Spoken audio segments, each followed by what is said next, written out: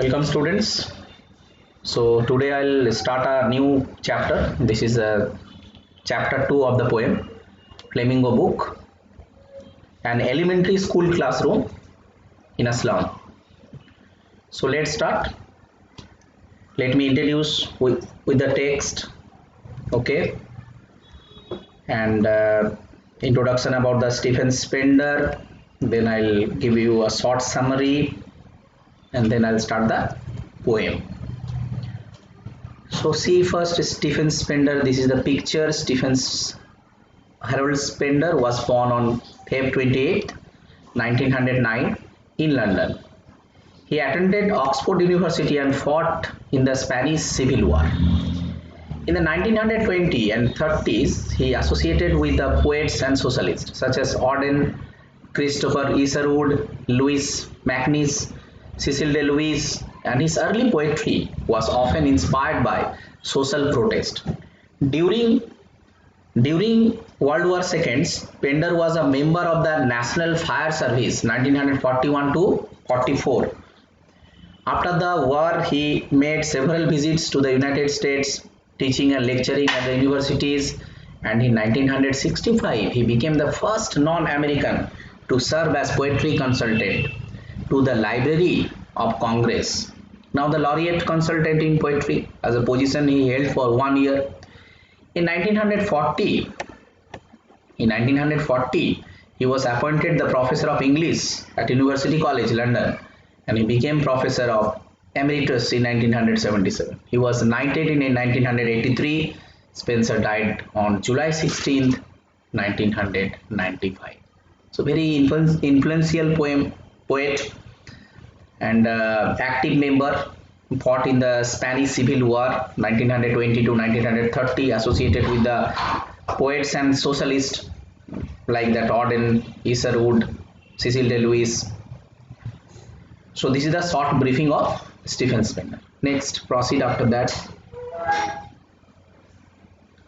This is the poem that will come after that, okay, when we'll discuss line by line.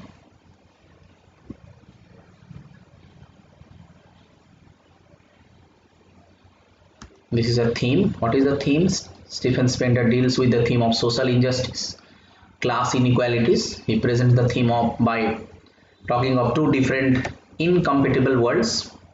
The world of the rich and the civilized has nothing to do with the world of narrow lanes and cramped holes. So these are the two worlds, the world of the rich, okay,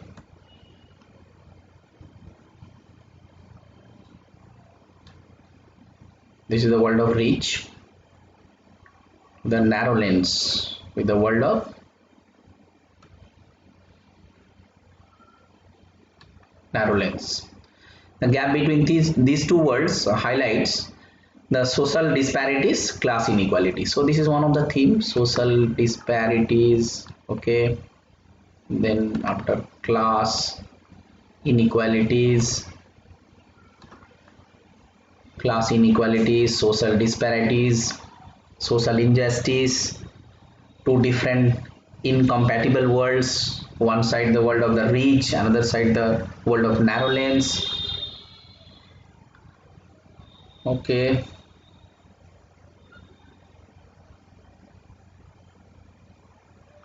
So here Stephen Spender presented a true picture of the life of the social school children living in the slum of Tyrolese Valley of the Austrian Alpine province. This is the setting of the poem. Austrian Alpine province. The children are in very miserable condition due to their poverty and illiteracy. They are depressed. Their pale faces express sadness. They look lean, skinny and bony. They are like the rootless weeds. They can't resist anything for their existence. They are physically very weak and undernourished. Spender voices his concern for these children who live in all their life in slums have no opportunity to enjoy the real blessings of life. He makes a frantic appeal to the educated and affluent sections of the society to better a lot of the slum children through education. It will remove social injustice and class inequalities. So in this part, that children through education is very, very important. His voices concern against that injustice Okay, see, the story has been set. Tyrolese Valley.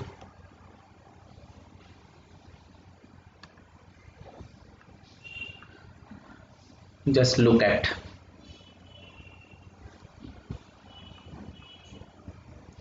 Okay, next I'll start explaining the stanzas. So this is the first stanza. See that. Far, far from gusty waves, these children's faces, like rootless weeds, their hair torn around their pallor. The tall girl with their weighed down head, the paper seeming boy with rat's eyes, the stunted, unlucky ear of twisted bones, reciting a father's gnarled disease.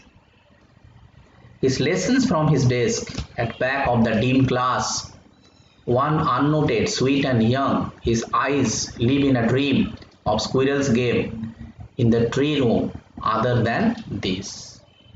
So this is the first stanza. Far, far from the gusty waves, these children faces. Far, far, they are away from the gusty waves. What the gusty waves present represent?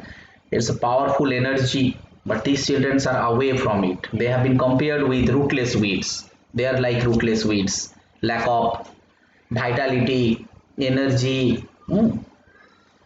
Another side is given that torn around the pallor, the tall girl with weighed down head. Their head has become bent down because of that lack of nutrition. Another side, the another picture is given, the paper seeming boy, rat's eyes. Rats means the greedy eyes. Paper seeming boy. He is looking as thin as paper. Again, the lack of nutrition, health issues, the stunted, unlucky year. They are unlucky year because they are carrying forward the diseases from their forefathers. Okay, ancestry of the forefathers here, unlucky year. Their bones are twisted, broken, reciting a father's gnarled disease. That I said, gnarled disease. The disease has been carrying forward from the other generations of the people. His lessons from his desk, if we compare all these pictures, the tall girl and the paper seeming boy, there are the different picture. At the back of the dim class, one unnoted, sweet and young. One boy was sitting and his eyes live in a dream. Squirrels came in the tree room other than this. Okay, so this is the first stanza. If I'll go to that stanzaic explanation, the poem describes an elementary school classroom in a slum. These slum children look very pathetic. Their faces are pale and reflect sadness. They are like rootless weeds as they lack proper nutrition, that I said. Moreover, they are unwanted plants. They grow on their own without being cared for, totally neglected. The tall girl has a weighed down head as is burdened with the load of poverty. In fact, she is so subdued, suppressed that her head had bowed down with the burden of the misfortunes. Paper thin, extremely thin boy has rat's eyes because the poor, undernourished boy is deprived of all the basic amenities of life, is timid like a rat and full of anxiety, searches for the food and security. This unfortunate boy suffers from malnutrition and his growth is also stunted, not properly developed. He has also inherited from his father twisted bones, bent, distorted bones. He has inherited poverty, disease, despair from his parents. His body is also deformed because of the twisted bones which he has inherited. He appears to be as sick as his parents, and there is a sweet, tender looking student who sits at the back of the class. This boy is different from others as his eyes live in a dream. That boy is totally different from the other children, slum children. He is dreaming or probably thinking about the better future. Okay, so this boy, see here, he is dreaming, different. Okay, and probably thinking about a better future. Thinking is also different, aspiration wise. He's lost in his own world and therefore not sad like others. This boy thinks of the squirrel game. This is metaphor. He wants to enjoy and play freely like the squirrels in the garden outside. The squirrel climbs tree and hides in their holes. The boy also dreams to be free, but he can't as he must sit in the dull and dreary classroom. In the boy's imagination, tree room, the hollow in a tree is full of fun, curiosity, mystery. This is in contrast to the gloomy classroom. So this is the first stanza, totally different. Note the contrasting picture in the last lines of the first stanza is very noteworthy. If I'll talk about the figure of speeches, poetic devices, let's check once the first stanza, poetic devices. So metaphor is there, you know the metaphor, the implicit comparison between two different things. There is a comparison, implicit comparison, inherent comparison.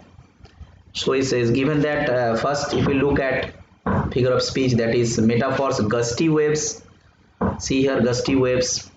The privileged children are compared to gusty waves, energetic, exuberant one side, another side totally different because it is far away. So they are far away from that gusty waves. So that lack of nutrition, that power has been compared with the privileged children, that means underprivileged children. And another side, if I'll say, that is say the privileged children and gusty waves. Okay. And then see here that his eyes live in a dream. Okay, squirrel's caves. This is also metaphor. Okay, this is also metaphor. That's comparison between the other boys with that boy, his aspiration and dream. Paper seeming boy. This is also metaphor. As thin as paper. Okay, lack of nutrition. That boy has been compared with the paper because the characteristics wise he is also as thin as paper. Okay, so these are the metaphors of the first stanza. Let's proceed to the second stanza explanation. On sour cream walls, donation, Shakespeare's head, cloudless at dawn, civilized dome, riding all cities, belt, flowery, Tyrolese valley, open-handed map, outing the world is world. And yet for these children, these windows, not this world, are world where all their futures painted with a fog. A narrow street sealed in with lead scar, far from the rivers, caves, and stars of words. So what is there? If you look at the classroom, it's the walls are all sour, turns are creamy, faded, and the Shakespeare heads that will get that mostly given by the donations of the rich people. There is a picture of civilized dome, okay, riding all cities. Flowery belt picture, Tyrolese valleys, all these pictures which are given are ironical, meaningless. If we compare with these slum children's life, these are meaningless. Okay, so let me explain after that the next these stanzas. So this is the stanza 2. The classroom is not well maintained. The pale cream walls which were painted long ago with the help of the donations make the pale look more miserable and sad. Probably there is a portrait of Shakespeare on the wall, and this is ironic as it put in the place where there is no serious teaching. Cloudless dawn, civilized dome suggests the monotonous life in the slum. These slums are surrounded by the civilized city, and the children can't experience the beauty of the sky at dawn and are unaware of it. All around them, there are the concrete structures of the cities. The life in the slum contrasts with the cloudless sky at dawn. The concrete structures that override the cities. There is also a picture of the beautiful valley full of sweet fragrant flowers, and these children of the slum will never be able to experience the beauty. They are deprived of the beauty as they are condemned to live in the slum amidst the garbage. Open-handed map, very important in the classroom, contrast with their world. The world given to us by God is full of the bounties of whereas the world of these slum children is full of poverty and hunger. The world which is sea, not in the real world. The world is confined by the narrow, dusty streets of the slum. The map in the classroom gives them hopes and aspirations and motivates them to explore the world, but they will never be able to see the world.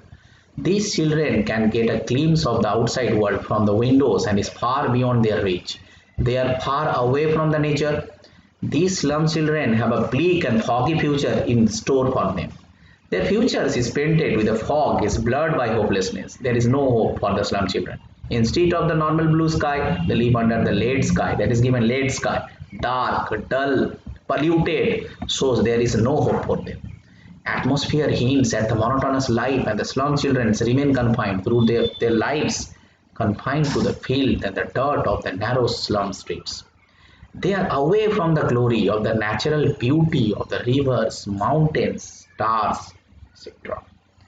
So this is the second stanza explanation. Okay, so their life is miserable.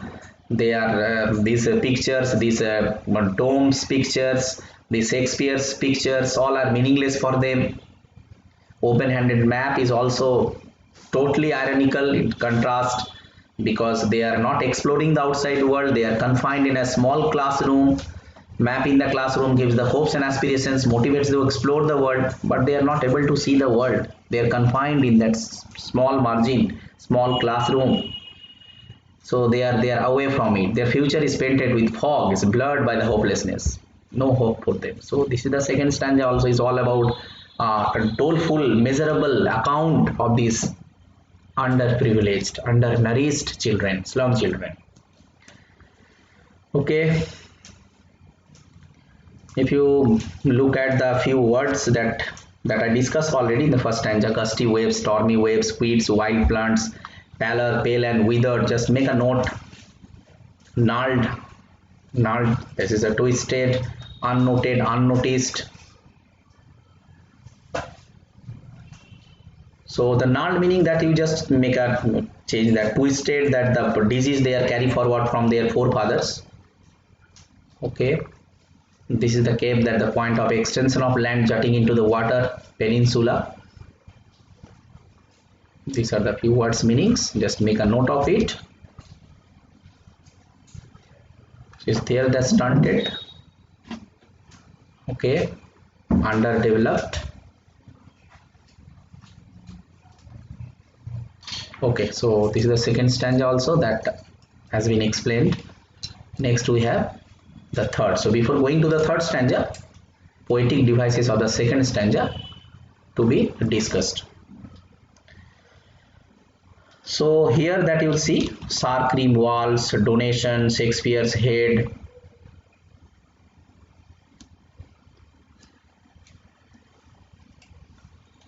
What are the figure of speeches or poetic devices? Here also the figure of speech, I could say definitely this is a metaphor, futures painted with a fog. See here, this is metaphor, futures painted with a fog. This is metaphor. Why? It refers to the future of the slum children, which has been compared to the fog because it is uncertain and unclear for them. Again is there the sealed in the late sky, narrow street. Okay. This is also refers to the dull and grey color of the sky, also the very depressing future of the slum children.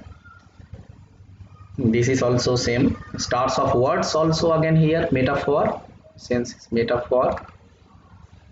If I look at the metaphors, stars of words refers to the words of literature written by Shakespeare that create images such as the bright, beautiful and inspiring like stars, but they are away from it.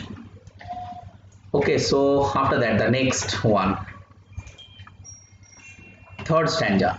Surely Shakespeare is wicked and the map a bad example, with sheep and sun and love tempting them to steal for lives that slyly turn in their cramped holes. From fog to endless night on their slag heap, these children wear skins peeped through by bones and spectacles of steel, with mended glass like a bottle beats on stones.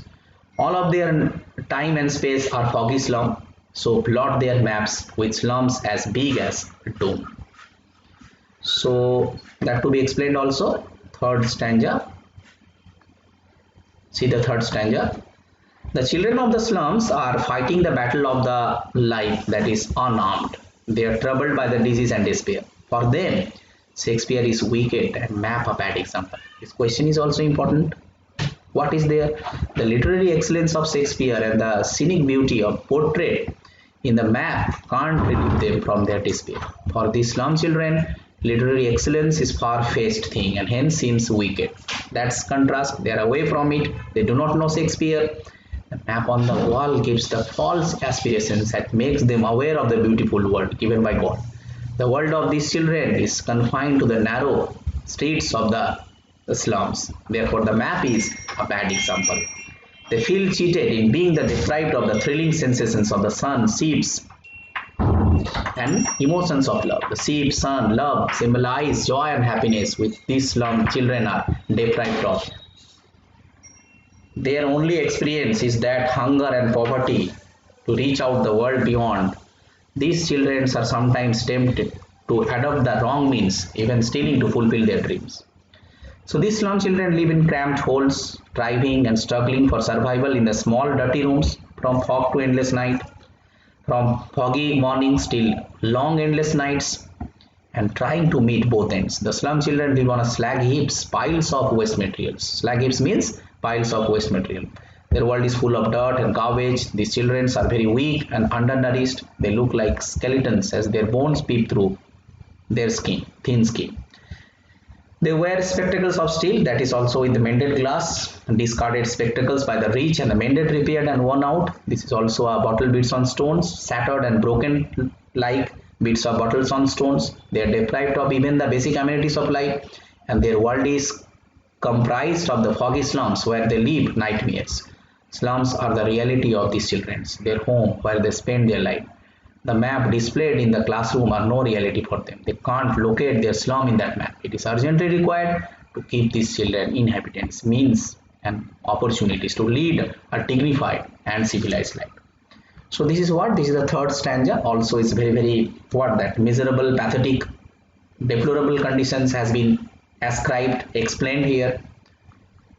So slag heaps and these spectacle steels of mended glass is very important here.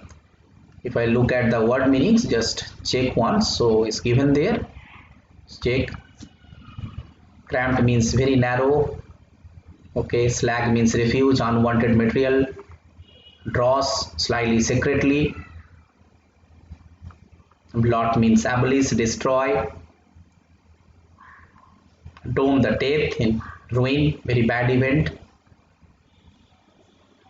Okay, and next that I'll discuss. See the figure of speeches. See the figure of speeches that to be explained here. What is there? That where skins peeped through of the bones. It refers to the thin, emaciated bodies of the children, which has been reduced to mere skins and bones. If we look at the first stanza, one simile also was there that lies given, that like rootless weeds is given, that one. This is simile. We know the explicit comparison between two different things, rootless weeds. And here one simile is there, third stanza. This is the shut upon their lives like catacombs. This is also similic expressions. Catacombs. That will come after that. This is also simile. That will come after. I'll explain that. Okay. So coming to the last stanza.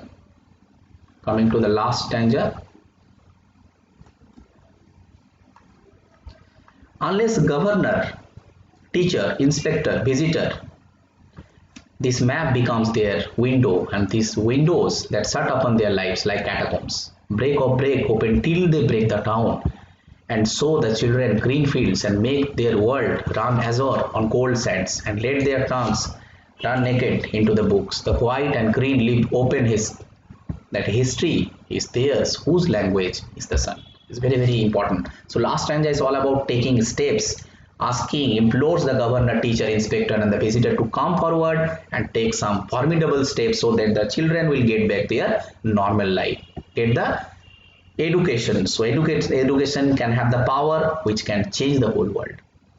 So let's see the last stanza, the explanation part, very quickly, so that we'll be able to understand. The elementary school classroom exists for namesake. Infrastructure is very poor with hardly any serious teaching. The school springs in activity, only a governor, school's inspector, visitor comes to round out the school. The administrative machinery of the school also gears up that time only. Okay, and their map become their window. From there they can see the world beyond their slums. Since they are confined to the slums, their sights are glimpses of the shut upon them, as they are deprived of opportunities and means. Their lives are shut upon their symmetries of the slums, where they slither and slog to make them both ends to meet. The poet hopes that these children will break from their morbid life, from the chains of slums. He appeals to those in power to liberate them from the children of the miserable slums, enable them to breathe in the fresh, beautiful, healthy environment away from the foggy slums. They should be able to bask in the open green fields and let them run free of the golden sands. Their world should not be confined to the horrendous and the gory slums. The poet visualizes freedom for these children. He wants a carefree life where they get economic, social justice, where they have the right to be happy. These slum children should be able to enjoy the fundamental rights of education, otherwise their life will be miserable.